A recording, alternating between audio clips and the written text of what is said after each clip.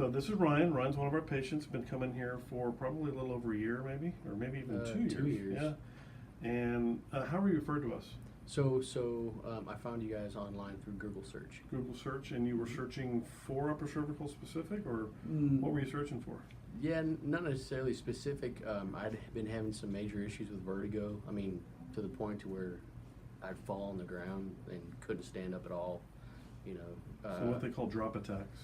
Right. You just drop to the ground. Right. And so I'd been to an ENT, an ear, nose, and throat specialist.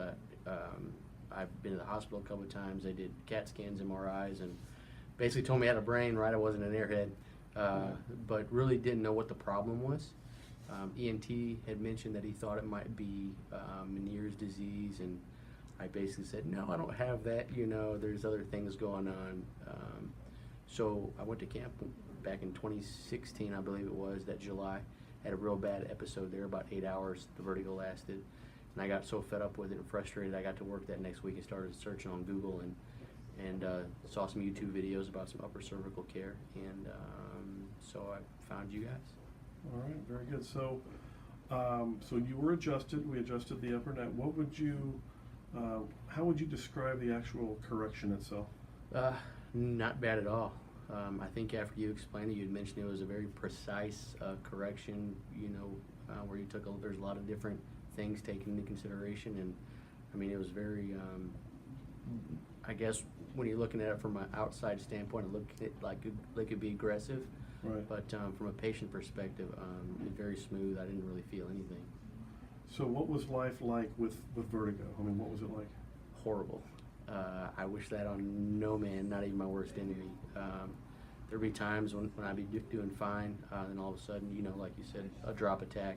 I'd either fall or start stumbling, couldn't stand up.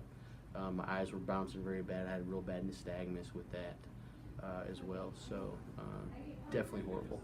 Okay, and how's life now? Very, very well. I haven't had an episode in, let's see, July of last year I think was the last one, so it's been well over a year. Okay, Yeah. fantastic. So what would you tell somebody who has never been in our office that might be watching this video? What would you tell somebody that's considering maybe coming in but hasn't yet?